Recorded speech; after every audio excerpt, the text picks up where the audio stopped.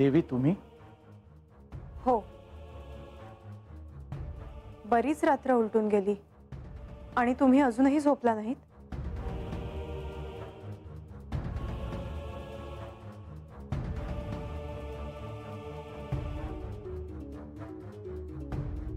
कोणता एवढा गंभीर विचार करता आहात? देवी, श्री खंडेरायांनी गडावरील सगळ्या कार्यांचं दायित्व आपल्यावर सोपवलं आहे आणि ते नीट पार पडतं आहे का? तुम्हाला नाही वाटत असं? श्री म्हाळसा देवी देवघरात आहेत. देवघराचा दरवाजा कोणीही उघडू नये अशी आज्ञा त्यांनी माधवीला दिली आहे. ही साधी गोष्ट नव्हे आणि त्यांना एकांतात जाऊन देखील आता बराच काळ झाला आहे. कदाचित त्यांना अजून एकांत हवा असावा म्हणून त्या गेल्या असतील. शक्य आहे, परंतु सध्या त्यांच्या मनात काय चाललं आहे हे सांगता येणं कठीण आहे. कारण जर श्री खंडेराय म्हणतात त्याप्रमाणे त्यांना हे सगळं आधीपासूनच ठाऊक असेल तर मात्र त्यांनी असं एकांतात जाण्याचं प्रयोजन काय असेल? जोपर्यंत त्या बाहेर येत नाहीत तोपर्यंत आपण हे कसं सांगणार? परंतु ते आपल्याला कळायलाच हवं देवी, कारण श्री खंडेरायांनी गडावरील सगळ्या कार्यांचं दायित्व आपल्यावर सोपवलं आहे. म्हणजेच आता श्री म्हाळसा देवींच्या मनात काय चाललं आहे हे जाणून घेणं देखील आपल्यासाठी अत्यावश्यक आहे. मला असं वाटतं की एकदा का म्हाळसा देवी देवघरातून बाहेर आल्या की आपण त्यांच्याशी ह्या विषयी थेट बोलूया. पण त्याने काय घडेल असं मला वाटत नाही.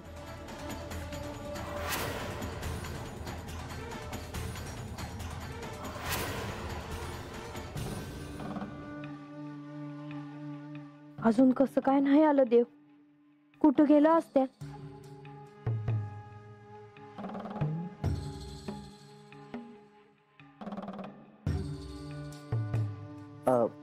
बानाई हे कुठं ठेवजी? तत ठेवा चालेल.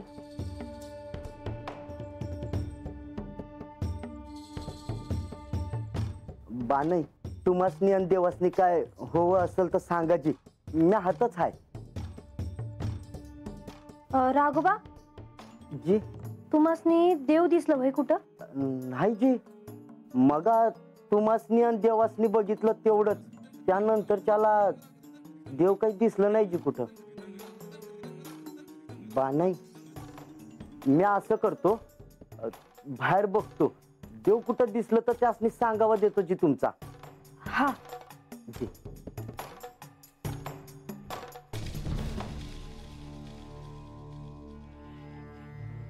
राघोबासनी तसं सांगितलं तर हाय म्या, पण मला तर वाटतंय का म्या बी बाहेर जावं आणि त्यासनी हुडकावं.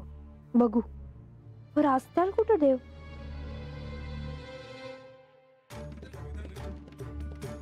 श्री गणेश, तुम्ही पुढे काहीच बोलला नाहीत. जर तुम्ही सुद्धा असं मौन धारण केलं तर कसं चालेल? आपण सारे म्हाळसांना काही बोध होतो आहे की नाही हे जाणून घेण्याचाच प्रयत्न करतो आहोत. मी मातेला भेटलो होतो. श्री खंडेरायांनी जाऊ नये असे मला वाटत होते. मी त्यांना म्हणालो देखील होतो, पण त्यांनी शब्द दिला म्हणून त्यांना जावे लागले. कदाचित म्हाळसांनी त्यांना थांबवलं असतं तर ते थांबले असते, पण ते देखील केले नाही. आणि ह्याचंच आश्चर्य सगळ्यांना वाटतंय. मातेने काहीच सांगितले नाही. तिचा मोठेपणा जाणून त्यांनी थांबायला हवे होते. परंतु श्री गणेश, शब्द वचन हे सगळं देखील महत्वाचं आहे. आणि साधं सुधं वचन नव्हे तर श्री खंडेरायांनी दिलेलं वचन, त्या वचनाचा विचार देखील महत्वाचा आहे. पण मला हे नाही पटलं आहे. श्री गणेश, तुम्हाला राग आला आहे हे मी जाणते, परंतु आता पुढे काय करायचं ह्याचा विचार करणं अधिक आवश्यक आहे. पण पुढे काय करावे आपण? ती अशी एकांतात का गेली आहे हे ती बाहेर आल्यावरच आपल्याला कळणार. आणि तोपर्यंत तरी त्यांनी असं का केलं असावं हे आपल्याला कळणार नाही.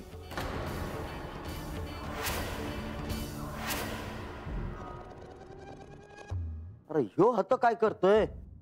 ए गणोबा, अरे राघोबा तू आहेस बाई, ये बस. हा? अरे बस जरा बस. अरे बस वाईट दम खा. अरे बघ कसं आता शांत शांत वाटतंय. असं वाटतंय की हत्ती कुठे जाऊच नाही. अरे आपण हत कशा पायी आलोय? हा? आणि बसलाय निवांत पायावर पाय ठेवून. म्हणजे तुला काय म्हणायचंय? हे मला नका शिकवस, माझं काही काम आहे ते, मला चांगलंच ठाव आहे ते. अरे ठाव आहे म्हण. अरे आता आपण कशा पायी आलोय? हा? देवांची आणि बाणाईची सेवा कराय नव. होय की, मी कुठं नाही म्हणले. अरे मग ते सोडून तू हात काय करत बसलाय? अरे ये राघोबा, असं वरडाय काय झालंय? अरे वरडतो कशा पायी म्हण? अरे तत देव कुठं बी दिसना आणि बाणाई काळजी मंदी आहे ती. देव नाही ती म्हणजे कुठे गेलं देव? मी त्यात हुडकतो. जेजुरीला तर गेले नसतील. ए अरे तत कुठं चाललाय? तत मी बघून आलोय, नाही ती देव तत. नाही ती? मग अरे म्या हात होतो तेव्हा कुठं दिसला नाही मला देव. हा असू देत, तू चल माझ्या संगत, आपण बघू देव कुठं आहे तिथे. होय होय, चल चल चल चल.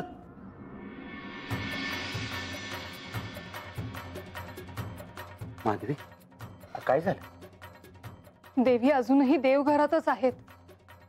अन्न पाण्याविना ते आतच आहेत. अहो तुम्ही काय बी काळजी करू नका.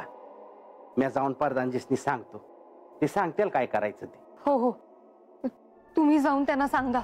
त्यांना काही झालं तर आपण काय करणार? मला तर अक्का खूप रागावतील हो. अहो नाही रागवणार, कशा पाय घाबरतायसा? मला तर शंकाच येते. त्यांना काही झालं तर नसेल ना? अहो देवीसनी काय बी होणार नाही. आणि हे बघा, देव जरी गडावर नसलं का नाही, त्यांचं समद ध्यान हातच असतं या.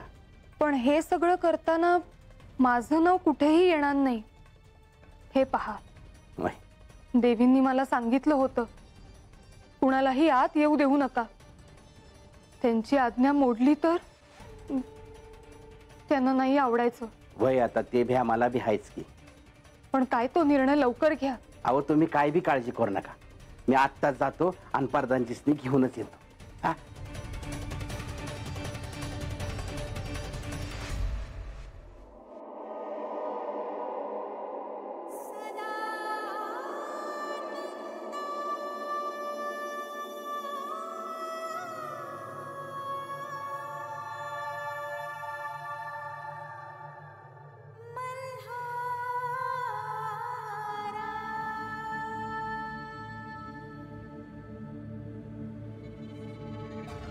प्रधानजी, देवीनी ह्यासनी हात थांबायला सांगितलं होतं बघा.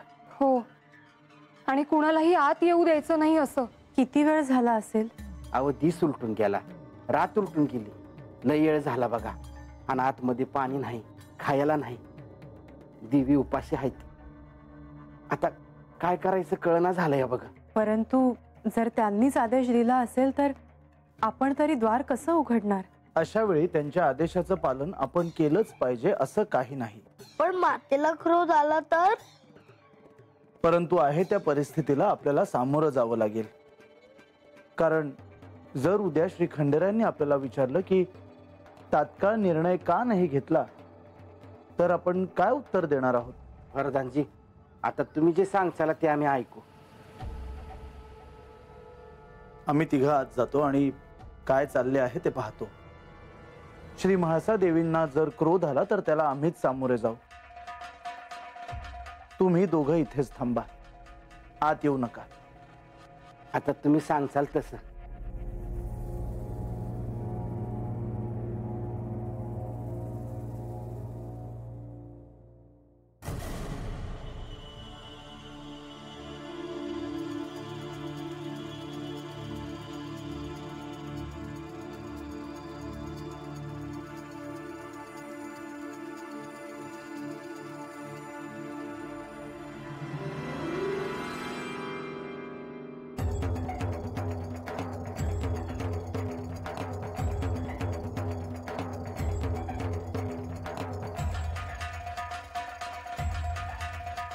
इथे तर माता नाही, मग ती गेली कुठे? श्री खंडेराय म्हणत होते तसंच झालं असावं. श्री म्हाळसा देवींना त्यांच्या दिव्य शक्तींची जाणीव झाली असावी आणि त्या योग शक्तींचा वापर करून इथून गुप्त झाल्या असाव्यात. याचा अर्थ म्हाळसा गडावर नाही. आता आपण काय करायचं? काही नाही, इथून बाहेर जायचं आणि द्वार लावून घ्यायचं. पण बाहेर लोकांना काय सांगायचं?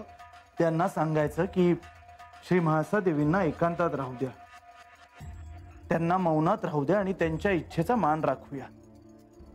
पण असं का?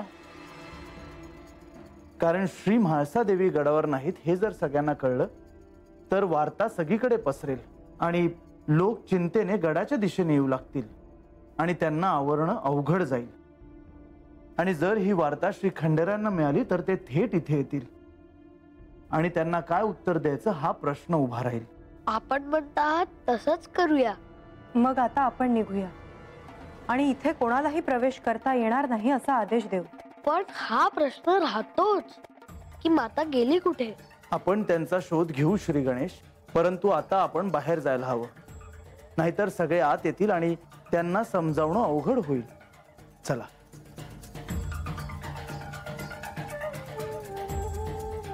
बराच वेळ झालाय, अजून कोणी बाहेर कसं आलं नाही? अहो येते आल, तुम्ही वाईस धीर धरा. श्री म्हाळसा देवींनी मला जाताना सांगितलं होतं की कोणालाही आत येऊ द्यायचं नाही असं. आता त्या बाहेर आला की मला शासन करतील. अहो आतमध्ये लक्ष्मी देवी आहे ती, प्रधानजी आहे ती, समद नीट होईल बघा. तसं झालं तर बरंच होईल.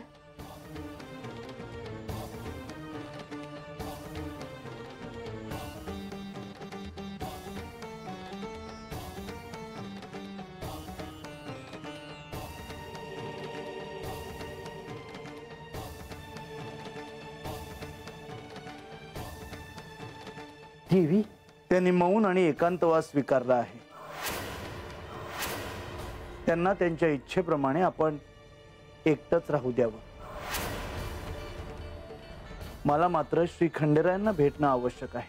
हे द्वार कोणीही उघडू नये आणि आत पाहू नये. वैजी हवं तर मी इथे थांबते. त्याची आवश्यकता नाही. त्यांना शांतता मिळेल असं आपण पाहूया. आम्ही येतो. वैजी तुम्ही देखील आपली कार्य करा. चला.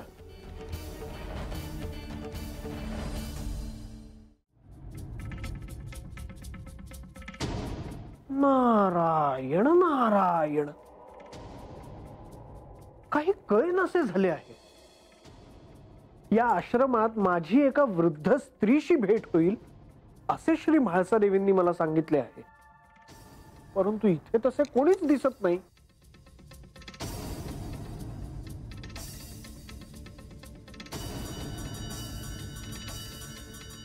कोणाला शोधता आहात का मुनिवर?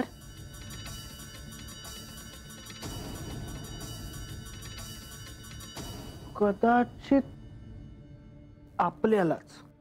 मला? हो, कारण या आश्रमात आपणच एकमेव वृद्ध स्त्री दिसत आहात. म्हणजे तुम्ही कोणा वृद्ध स्त्रीला शोधता आहात तर? हो. आणि असे का? नारायण नारायण, मला असे वाटलं की हे आपल्याला माहित असेल, कारण या आश्रमातली एक वृद्ध स्त्री मला एक कार्य सांगेल असे श्री म्हाळसा देवींनी मला सांगितले आहे.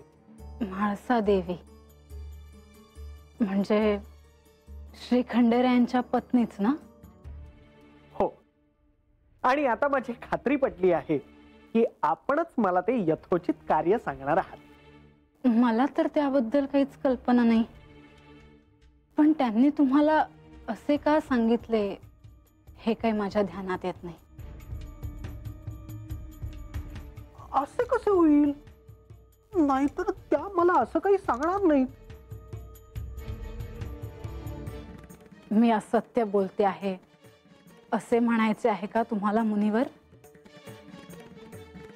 नारायण नारायण, हे सगळं माझ्या आकलना पलीकडचं आहे असं जर का मी म्हटलं तर ते अयोग्य ठरणार नाही.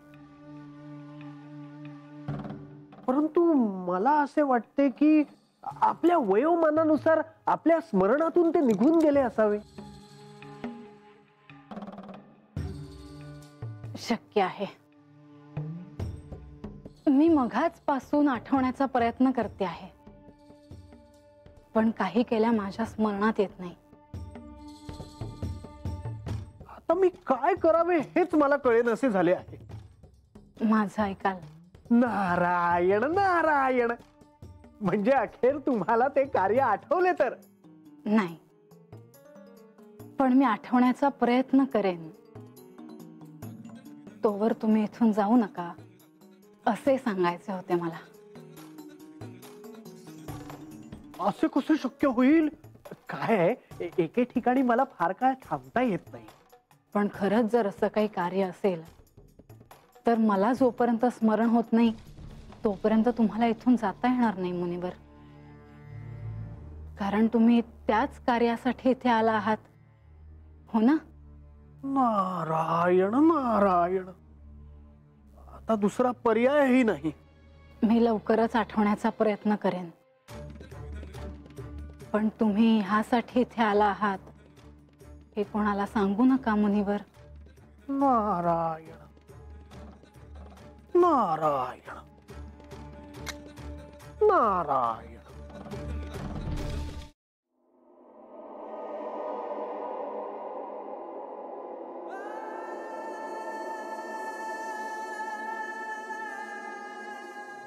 देवा, ते स्नूदेवच आहे ते नव?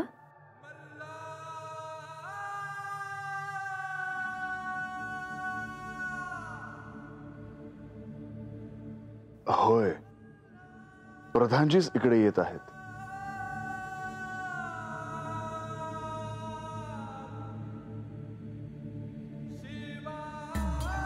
प्रधानजी, शुभम भवतु. तुम्ही हात याल असं ठाव नव्हतं बघा. असं काही होईल याची मला देखील कल्पना नव्हती, परंतु वेळच अशी आली की यावं लागलं. म्हणजे मी नाही समजले. माधवा, ज्या अर्थी तुम्ही इथे आहात त्या अर्थी निश्चितच काहीतरी महत्वाचे कार्य असेल. होय देवा.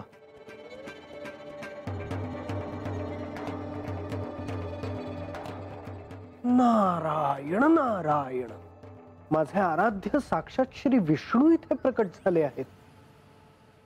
नक्कीच काहीतरी त्यांना अत्यंत महत्वाचं असं सांगायचं असावं. देवा, मला तुमच्याशी अत्यंत महत्वाचं असं बोलायचं आहे. काय झालं आहे देवा? बाणाई, आता मी ते तुला सांगू शकणार नाही, परंतु मला देवांशी एकांतात बोलणं आवश्यक आहे. बानू, प्रधानजी यावे.